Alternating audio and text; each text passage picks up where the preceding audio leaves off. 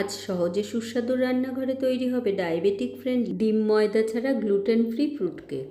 1 cup oat দানা দানাভাবে পিষে নিলাম যাতে করে কেকের মধ্যে ওটের স্বাদটা থাকে। 2টো পাকা কলা আর কুচিয়ে নেওয়া আপেল দিয়ে কিছু ড্রাই ফ্রুটস কাজু কিশমিশ এমন খেজুর কুচিয়ে দিয়ে দিন।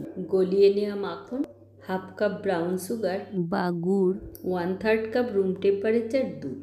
সলিউবল ফাইবার থাকার জন্য অনেকক্ষণ পেট ভরিয়ে রাখে, ওজন নিয়ন্ত্রণে রাখা। ভ্যানিলা এসেন্স ও ওট পাউডারটা দিয়ে মিশিয়ে নিন। কেক টিনের মধ্যে বাটার পেপার গ্রিস করে কেটে নেওয়া আপেলের স্লাইস দিয়ে গলিয়ে নেওয়া বাটার দিয়ে প্রিহিট করা ওভেনে 5 মিনিট এটা ক্যারামেলাইজ করে। ওট খারাপ কোলেস্টেরলকে কমায় আর ভালো কোলেস্টেরলকে বাড়িয়ে দিতে সাহায্য করে। যেহেতু দানা দানা করে পিষে নেওয়া কেকের ব্যাটার তাই একটু গাঢ় হয়েছে, তাতে কোনো অসুবিধে নেই। 190 ডিগ্রিতে 40 থেকে 45 মিনিট বেক করে নিন। ধন্যবাদ।